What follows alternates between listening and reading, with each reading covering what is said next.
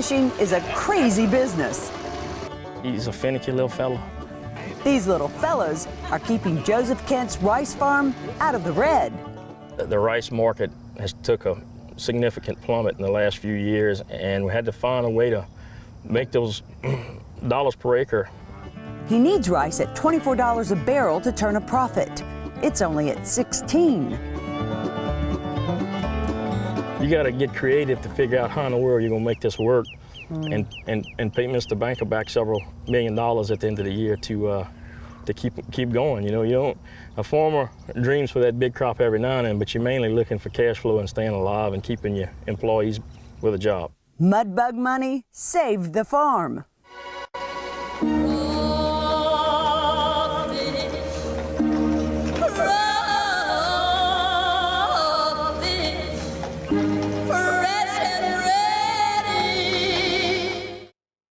There's more profit in the crawfish now than in the rice. Together, though, rice makes mudbugs amazing. It makes abundance of cover for them, and the algae that they actually feed off of grows on the straw. They do not eat the straw, but it gives them cover. It grows the algae that they feed off of, and as they move through the rice, it helps keep them clean. They're not on a muddy bottom, should I say. Crawfish broker Buck Bajeron says these are some of the best and biggest crawfish anywhere. That's why he sells these to select restaurants. When you got a good stand of rice, it stays on the bottom. It stays them clean. And then when you pump as much water as he does, they'll moat and they'll stay clean like they need them to. And that's pretty much what the restaurants want. So when they get that, they just pretty much rinse them off, saves them on labor time. I think the majority of my crawfish wind up at racks, walk-ons, and there's a guy in Prairieville has a little restaurant, T. Chews. He's been moving a ton of crawfish for me. Water quality is important. Here it's pumped in from 1,800-foot water wells. A lot of people use bayou water and whatnot, but the quality of the water has a lot to do with the crawfish also. If you get some bad water that comes down a drainage ditch somewhere and lift it and put it in this farm, you might have a problem. Problems like fish. Fish can kill you. You put some minnows in here or something, if a person doesn't have a way to dry a place up totally, fish will take you over and eat half your crop. These are red swamp crawfish. All of these crawfish originated out of the Chapala Basin. Okay. The reason being is the red swamp crawfish they grow good and they hold good. If a man comes and picks up for me and puts in his cooler, these crawfish, the shelf life of them is probably 8-10 days if he needed to. This grater is key too. It sizes them, keeping the big crawfish and expelling the smaller ones back into the pond. That reseeds the pond and prevents them from eating each other. If you put the small ones in here with these big red swamp crawfish, he's gonna pinch him in half and he's gonna kill him in that sack. They fish 500 acres of crawfish on this farm. Miguel leads a 4-man team. It's an art. He has it down packed. Very, very efficient. They pick up 5,000 of those traps and handle the crawfish physically in 10 hours every day. They average an impressive 7 miles an hour.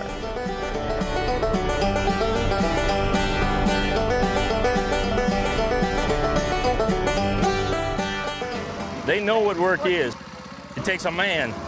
That man in front of that boat is grabbing bait and putting back down, dumping it, and this man is picking the bait out. The no good bait. They make it all happen. I just come up with the ideas, they do it. Miguel's worked here almost a decade. He takes it to heart. I gotta make him take a day off every now and then. He wants it to be profitable. It secures his job, makes me happy, and everybody's got their place in doing things on a farm and everywhere else, and he loves it. If you put your heart into it, it's gonna be better, you know?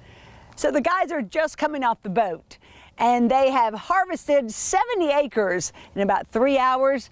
They come back with 1,200 pounds of big crawfish. We fished them every day for the last 2.5 months, every day. We'll put our traps back out directly after duck season, late January. Okay. And it's just the yield on the crawfish at that time of the year is way down, even though the market's good. Okay. You might pick up that trap and it's only got 3 crawfish in it in the winter months. And they are more valuable at that time, but it's a lot of work for a little bit of pay.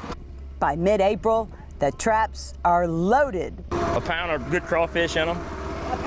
A pound is phenomenal. They're catching nearly 5,000 pounds of crawfish a day. Their biggest bucks come in the weeks leading up to Easter. Profit margin is double probably. After Easter, prices dip.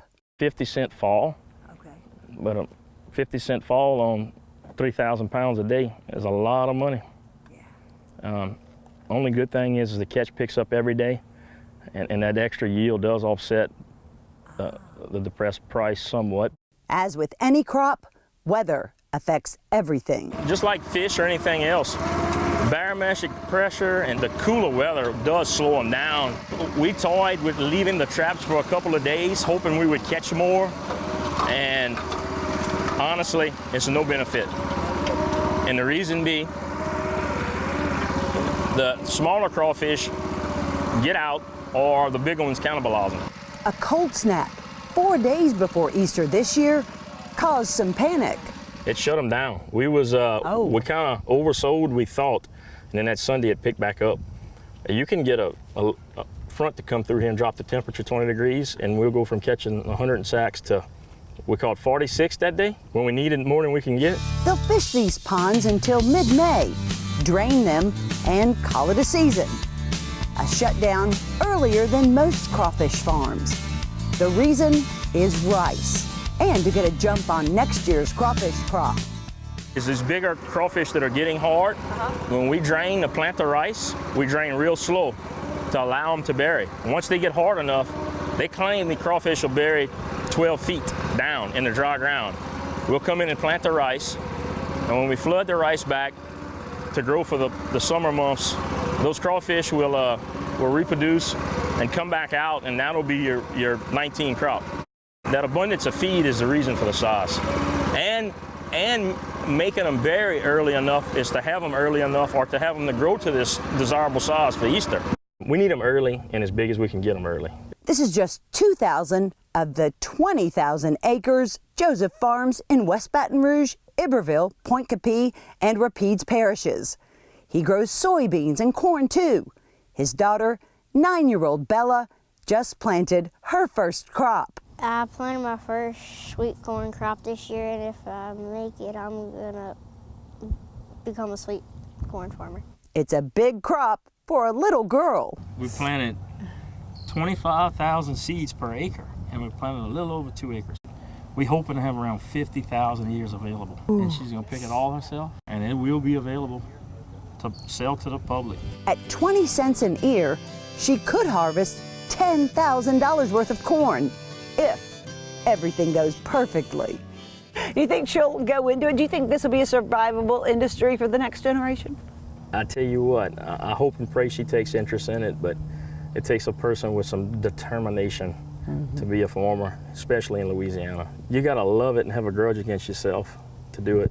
Grudge against yourself. Yeah. I can promise you I'd be a lot better off if I just go get me a job somewhere. As far as financially, it's just a roller coaster. I've worked on a farm since I was 10 years old. You're counting crops. You don't remember your birthday. You just how many crops have you survived. I eat elephants with a plastic fork every morning. Why do you still do it?